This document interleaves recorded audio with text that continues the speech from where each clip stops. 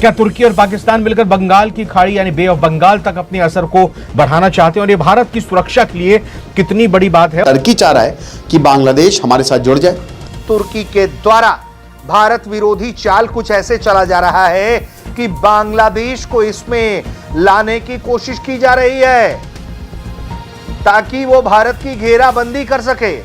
और अगर वाकई में ये सच हो गया तो इंडिया के लिए एक नया खतरा सामने आ जाएगा। बैरक्तियार जो ड्रोन है उसको यहाँ पर बांग्लादेश को ऑफर किया गया था तुर्की की तरफ से, सौंप दिया गया है और बांग्लादेश में सौंप भी दिया गया। बांग्लादेश कहता है कि मैं JF-17 जो फाइटर जेट है उसको खरीदना चाहता हूँ और उसमें बांग्लादेश को लेकर कुछ बातें बोली गई जो भारत के लिए बिल्कुल भी सही नहीं है। यकीनी तौर पर यह चिंता का विषय है क्योंकि तुर्की भारत के खिलाफ और वाकई में पाकिस्तान तो है ही खिलाफ।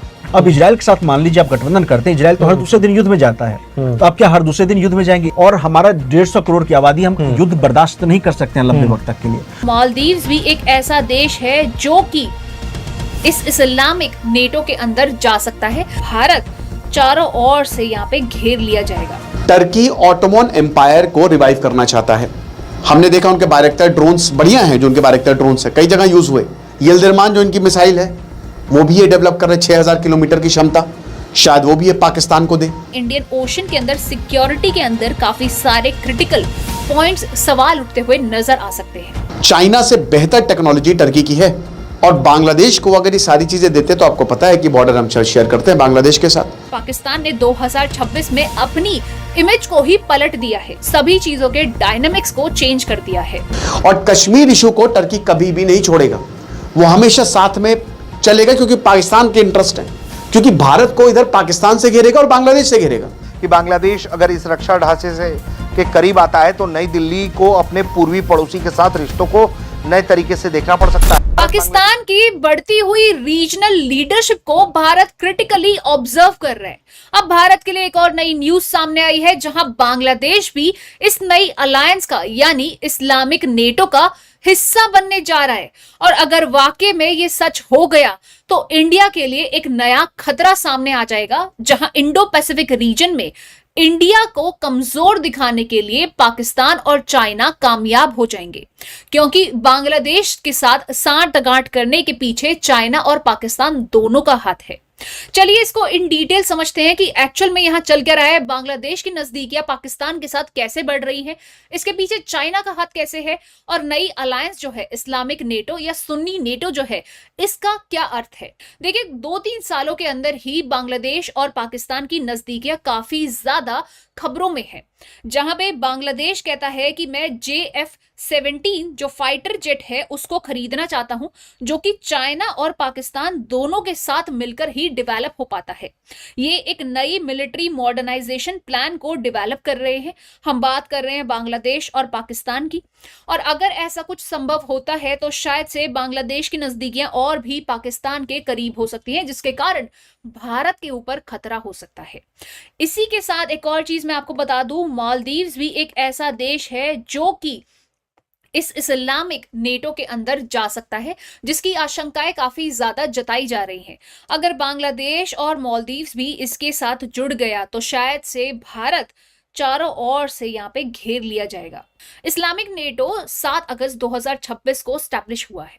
ये किया किसने है? पाकिस्तान, सऊदी अरेबिया और टर्की, ये तीनों की तीनों कंट्रीज ने मिलकर एक मिलिट्री डिफेंस कॉर्पोरेशन यानी मिलिट्री डिफेंस अलायंस बनाया है, जिसके तहत ये लोग चाहते हैं कि ये नेटो की तरह ही काम करे। अगर एक देश पर अटैक किया जाता है तो दोनों देश इसका साथ देंगे। इंडिया इन सभी चीजों को बहुत क्रिटिकली ऑब्जर्व कर रहा है और इंडिया नहीं चाहता इन सभी चीजों के कारण उसके बॉर्डर्स के ऊपर कोई भी ऐसी डिस्टर्बेंस आए जिसके कारण हमारे देश पर कोई भी हानि हो पाए। अगर हम बात करें इन देशों की, जैसे यहाँ पे बांग्लादेश है या फिर श्रीलंका है या फिर मालदीव्स है, अगर यहाँ से कोई भी अलायंस क्रिएट होता है जो कि इस इस्लामिक वर्ल्ड का अलायंस होगा तो शायद से इंडिया को एक बारी इन सभी के लिए सोचना पड़ सकता है। बालकृष्ण जी इसको पॉइंट आउट करते हुए कहते हैं कि अगर कोई भी नेशन फॉर्मली इस अलाइनमेंट को ज्वाइन कर लेता है जो कि पाकिस्तान सेंटर्ड है और म्यूचुअल डिफेंस फ्रेमवर्क पर काम करने वाला है, तो शायद से बे ऑफ बंगाल के अंदर सारे के सारी जो पिक्चर है वो उल्टी होती हुई दिखाई दे सकती है। इंडियन ओशन के अंदर सिक्योरिटी के अंदर काफी सारे क्रिटिकल पॉइंट्स सवाल उठते हुए नजर आ सकते हैं। देखिए, ये सभी चीजें जो शुरू हुई थी, मैंने आपको बताया कैसे पाकिस्तान ने 2026 में अपनी इमेज को ही पलट दिया है। वही इमेज जो ये सालों से नहीं पलट पाया, सिर्फ एक साल में, आधे साल के अंदर, मतलब जनवरी से लेके अभी अगस्त तक के अंदर ही इसने सभी चीजों के डायनामिक्स को चेंज कर दिया है। येनी सवाक एक बहुत ही इंपॉर्टेंट न्यूज़पेपर है टर्की में, और ये कोई आम न्यूज़पेपर नहीं है। ये जो अखबार है ये टर्की की जो पॉलिटिकल लीडरशिप है उससे पूरी तरीके से अलाइंड है। जो टर्की की लीडरशिप सोचती है वो इस अखबार में छपता है। इस पेपर में एक आर्टिकल छपा और उसमें बांग्लादेश को लेकर कुछ बातें बोली गई जो भारत के लिए बिल्कुल भी सही नहीं है। टर्की चाहता है कि, इस आर्टिकल लिखता है कि मक्का पैक्ट एक्सपैंड हो, है ना, मक्का पैक्ट में बांग्लादेश जुड़े। अब बांग्लादेश वाला जो एंगल है, देखिए याद रखिए कि टर्की बांग्लादेश को आज से नहीं, बहुत पहले से सपोर्ट कर रहा है। बांग्लादेश को नहीं सपोर्ट कर रहा है, वो सपोर्ट कर रहा है जमात को। टर्की ऑटोमन एम्पायर को रिवाइव करना चाहता है। सो बांग्लादेश उनके लिए बहुत अच्छा ऑप्शन है, लेकिन वो तब तक है जब तक उनके हिसाब से सरकार रहेगी। 2016 में जो मुइतुर रहमान थे, जमात इस्लामी के चीफ, उसको शेख हसीना ने जेल में डाल दिया था और सजाए मौत की सजा जब सुनाई थी तो टर्की ने बहुत ऑब्जेक्ट किया था अर्दोगान ने कि क्या बदतमीजी है। तो टर्की ने ऐतिहासिक तौर पे वहाँ पे चरमपंथी जो है बांग्लादेश में उनको सपोर्ट किया है। दूसरा पॉइंट, अभी 2024 में जब अपराइजिंग हुई बांग्लादेश में तो सबसे ज़्यादा पैसा टर्की से आया, सबसे ज़्यादा सपोर्ट टर्की से आया भर भर के। 2019 में जो इन्होंने न्यू एशिया पॉलिसी निकाली उसमें बांग्लादेश को इन्होंने सेंटर में रखा कि ये केंद्र में है। और उसके बाद अभी जब तारिक रहमान प्रधानमंत्री बने तो रिसेप तैयब अर्दोगान के बेटे, बहुत बड़े फुटबॉल प्लेयर, वो सब के सब बांग्लादेश में मौजूद थे। और भारत और बांग्लादेश के रिश्ते आपको पता ही है कि बहुत अच्छे नहीं जा रहे हैं, बीएनपी के आने के बाद भी नहीं जा रहे। तो भारत अब फाइनल क्या है, शेख हसीना वापस जाएं तभी काम हो सकता है। तो Sheikh Hasina will go back to Bangladesh. Turkey चाह रहा है कि बांग्लादेश हमारे साथ जुड़ जाए। अब टर्की का अगर मिलिट्री एंगल देखो तो भाई बहुत बड़ा है। मिलिट्री एंगल में टर्की अपने कान फाइटर जेट्स डेवलप कर रहा है। इस आर्टिकल में कान फाइटर, ये 5th जनरेशन फाइटर जेट की रिप्लेसमेंट हो सकती है, क्योंकि देखिए टर्की के जो हथियार हैं वो अच्छे हैं, बढ़िया हैं, यूरोपियन से उनका टच रहा है, नेटो का हिस्सा है। डिफेंस पैक्ट में मतलब वही हुआ कि टर्की को सऊदी अरेबिया इकोनॉमिकली अच्छी खासी मदद देगा और उससे टर्की अपने वेपन्स बनाएगा, सोफिस्टिकेटेड वेपन्स वहाँ पे बनते हैं, अच्छी यूनिवर्सिटी है। हमने देखा उनके बायरेक्टर ड्रोन्स बढ़िया हैं, जो उनके बायरेक्टर ड्रोन्स हैं कई जगह यूज़ हुए और ये बांग्लादेश को काफ़ी लंबे समय से सप्लाई भी कर रहे हैं। कान एयरक्राफ्ट अब ये इन डेवलपमेंट और शायद ये भेजे भी। यिल्दिरमान जो इनकी मिसाइल है वो भी ये डेवलप कर रहे हैं, 6000 किलोमीटर की क्षमता, शायद वो भी ये पाकिस्तान को दे। डिफेंस पैक्ट के हिसाब से ये डायरेक्टली तो इंडिया पे हमला नहीं करेंगे, बट ये मिसाइल और ड्रोन्स ये बिल्कुल पाकिस्तान को दे सकते हैं। चाइना से बेहतर टेक्नोलॉजी टर्की की है, समझ रहे हैं आप। और बांग्लादेश को अगर ये सारी चीज़ें देते तो आपको पता है कि बॉर्डर हम शेयर करते हैं बांग्लादेश के साथ, ये कोई दो राय है नहीं इसमें। और भाई देखो, जब टर्की हथियार बेचेगा, सबको बेचेगा, तो किसको फ़ायदा होगा? सबसे ज़्यादा टर्की को फ़ायदा होगा, इसके हथियार खरीदे जाएंगे। टर्की चाहता है कि युद्ध में हमारे हथियार यूज़ हों, इसीलिए उसने डिफेंस पैक्ट भी साइन किया। आप देखोगे कि टर्की के हथियार कब यूज़ होंगे? जब युद्ध होगा, और युद्ध पाकिस्तान भारत से कर सकता है। कश्मीर का इशू, ये आर्टिकल बोलता है कि कश्मीर इशू पर हमेशा टर्की ने पाकिस्तान का साथ दिया है और कश्मीर इशू को टर्की कभी भी नहीं छोड़ेगा, वो हमेशा साथ में चलेगा क्योंकि पाकिस्तान के इंटरेस्ट हैं। तो टर्की चाहता है पाकिस्तान भारत का युद्ध हो क्योंकि इकोनॉमिकली उसको फ़ायदा होगा, वो भी पैसा चाहिए। ऑटोमन एम्पायर को रिवाइव करना चाहता है। हजाज रेलवे लाइन जो उस समय ऑटोमन एम्पायर, तो ये उसको रिवाइव करना चाहते हैं। बट बांग्लादेश को टर्की जोड़ना चाह रहा है किसी तरीके से, क्योंकि भारत को इधर पाकिस्तान से घेरेगा और बांग्लादेश से घेरेगा। अब अज़रबैजान भी इसमें काफ़ी इंपॉर्टेंट है, टर्की का अलग ही चल रहा है ना। एक तरफ ढाका में सऊदी अरब के राजदूत ने बांग्लादेश के बीएनपी, बांग्लादेश नेशनलिस्ट पार्टी नेता और बांग्लादेश के प्रधानमंत्री तारिक रहमान से मुलाकात कर उन्हें सऊदी क्राउन प्रिंस मोहम्मद बिन सलमान MBS की तरफ से आधिकारिक बुलावा सौंपा है। तो दूसरी ओर तुर्की के मीडिया में आई एक रिपोर्ट ने, एक खबर ने हलचल मचा दी है। दावा किया जा रहा है कि तुर्की, पाकिस्तान और सऊदी अरब का रक्षा समीकरण, इनका डिफेंस एग्रीमेंट जो है वो बांग्लादेश को भी इस्लामिक नेटो की तर्ज पर एक साझा रक्षा गठबंधन में जोड़ने की बिसात बिछा रहा है। आखिर तुर्की का येनी शफाक अखबार बांग्लादेश को लेकर क्या दावे कर रहा है? क्या तुर्की और पाकिस्तान मिलकर बंगाल की खाड़ी यानी बे ऑफ बंगाल तक अपने असर को बढ़ाना चाहते हैं? और ये भारत की सुरक्षा के लिए कितनी बड़ी बात है? और महत्वपूर्ण यहां यह भी कि बांग्लादेश के प्रधानमंत्री तारिक रहमान भारत के न्योते को ठुकरा रहे हैं। ब्रिक्स समिट में भारत की तरफ से उनको स्पेशल इनविटेशन दिया गया था क्योंकि बांग्लादेश मेंबर नहीं है ब्रिक्स का, लेकिन फिर भी उनको न्योता दिया गया और उन्होंने उसके ऊपर एक शर्त लगा दी कि आप शेख हसीना को हमारे पास भेजिए वापस बांग्लादेश में, तभी हम आपसे आगे कोई संबंध रखेंगे या कहें कि आपसे आगे बात करेंगे, आप प्रधानमंत्री भारत में आएंगे। तो क्या कुछ इस वक्त चल रहा है? क्यों तुर्की का इंटरेस्ट मिडिल ईस्ट के साथ साथ अब यहां साउथ ईस्ट में भी देखने को मिल रहा है? और दूसरी तरफ ट्रंप ने जिस तरह से तारीफ की है इस नेटो, इस्लामिक नेटो की, तो क्या समीकरण बनते हुए दिखाई दे रहा है? भारत के लिए क्या स्थिति है? सवाल इस वक्त ये खड़ा हो गया है कि क्या इस्लामिक नेटो का जो दायरा बढ़ रहा है वो मिडिल ईस्ट से आकर अब यहाँ साउथ ईस्ट में भी आएगा और बांग्लादेश में भी आएगा? ये क्या है? ये दम है खबर में या ऐसे ही नैरेटिव और प्रोपेगेंडा फैलाया जा रहा है? इसमें दोनों चीजें हैं। मैं सीरियस ये इनकार नहीं कर सकता कि बांग्लादेश शामिल नहीं हो सकता है।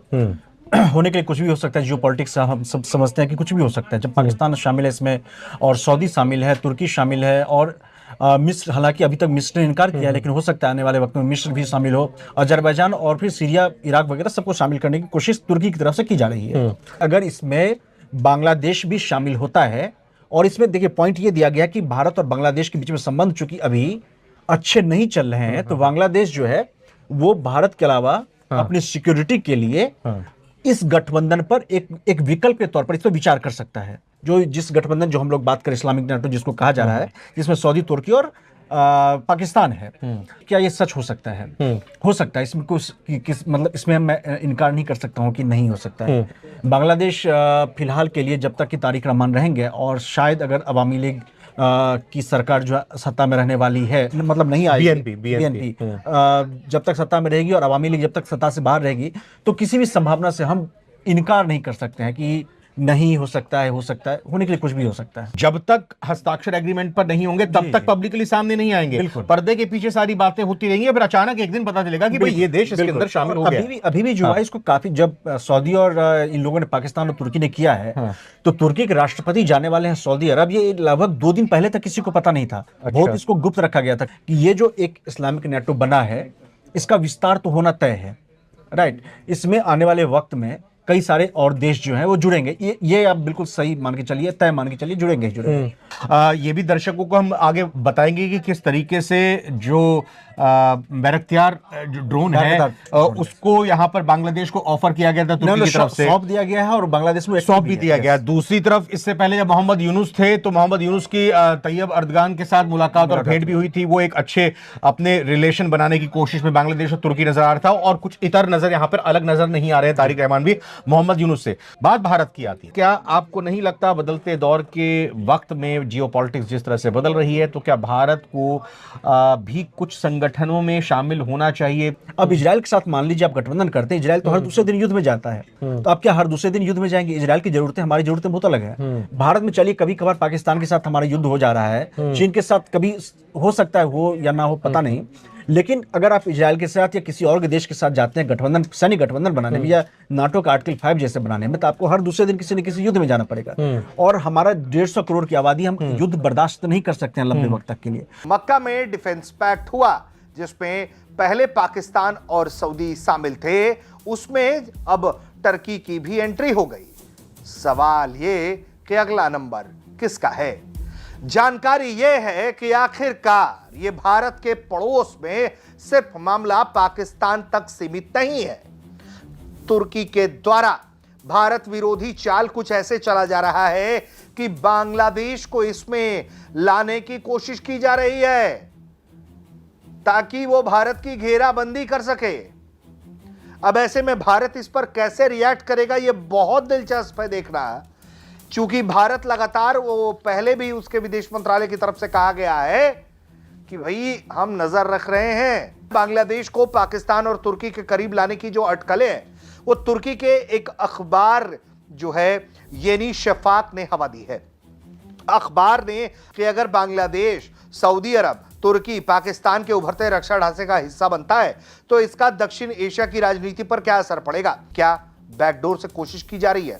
यकीनन हो सकता है। यानी शफाक के मुताबिक अगर ढाका इस तरह की किसी रक्षा ढांचे से जुड़ता है तो यह उसकी विदेश नीति में एक बड़े बदलाव का संकेत होगा।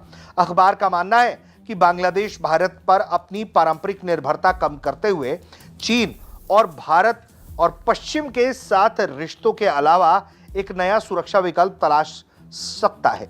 रिपोर्ट में इसे किसी देश के खिलाफ सीधा कदम नहीं बल्कि अपनी रणनीतिक स्थिति को मजबूत करने की कोशिश के तौर पर पेश किया गया है। सब यही बात बोलते हैं। समझौते के बाद तुर्की ने मिस्र को लेकर भी टीका टिप्पणी की थी। तो एक तरफ ये बांग्लादेश, समझाएंगे जरा इसका असर भी, तो वहीं दूसरी तरफ ये जब समझौता हुआ सऊदी, पाकिस्तान, तुर्की, तो तुर्की की तरफ से मिस्र के नाम की हवा दे दी गई। इच्छा जताई गई कि मिस्र भी इसमें शामिल हो सकता है। उसे स्वाभाविक साझेदार तक बताया गया। अखबार ने लिखा है कि पाकिस्तान और तुर्की बांग्लादेश के साथ रक्षा सहयोग बढ़ाने में दिलचस्पी रखते हैं। खास तौर पर तुर्की की ड्रोन और रक्षा तकनीक बांग्लादेश के लिए आकर्षण का केंद्र हो सकती है। बांग्लादेश और तुर्की के बीच पहले से रक्षा सहयोग बढ़ रहा है। दोनों देशों ने रक्षा क्षेत्र में संस्थागत बातचीत जो है वो आगे बढ़ाने पर कदम उठाई है। तो कुल मिला के एक फ्रेमवर्क बनाने की कोशिश है। अब भारत के लिए जाहिर तौर पर अगर तुर्की जैसा देश जो परोक्ष रूप से, पीछे से या खुलकर पाकिस्तान का ऑपरेशन सिंदूर में साथ दे चुका है, भारत के प्रति उसकी नफरत जग जाहिर है, ऐसे में यह भी साफ है कि वो इस्लामिक एकीकरण के नाम पर वो भारत विरोधी एजेंडा बांग्लादेश में फैला सकता है। यानी शफाक जिसका अखबार का विश्लेषण की बात कर रहे हैं, उसने भारत को लेकर खास तौर पर कहा है कि बांग्लादेश अगर इस रक्षा ढांचे से के करीब आता है तो नई दिल्ली को अपने पूर्वी पड़ोसी के साथ रिश्तों को नए तरीके से देखना पड़ सकता है। भारत बांग्लादेश की करीब 4096 किलोमीटर लंबी सीमा है। व्यापार, नदी जल बंटवारे, बंगाल की खाड़ी से जुड़े मुद्दों पर इसका असर पड़ने की आशंका है। अखबार का दावा है कि तुर्की की रक्षा तकनीक पाकिस्तान का सैन्य अनुभव बांग्लादेश की सैन्य क्षमता को बढ़ा सकता है। इससे भारत के लिए अपने पूर्वी समुद्री इलाके में रणनीतिक समीकरणों को नजर रखना ज्यादा जरूरी हो जाएगा। यानी कि भारत के लिए ये चिंताजनक हो जाएगी। यकीनी तौर पर यह चिंता का विषय है क्योंकि तुर्की भारत के खिलाफ और वाकई में पाकिस्तान तो है ही खिलाफ।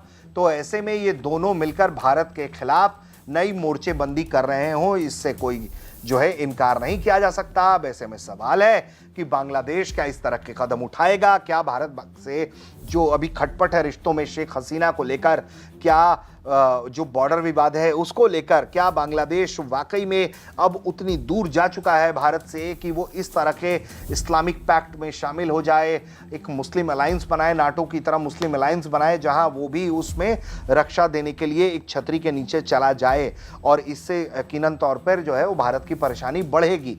इससे कोई जो है वो दो राय नहीं है, इसको इनकार नहीं किया जा सकता।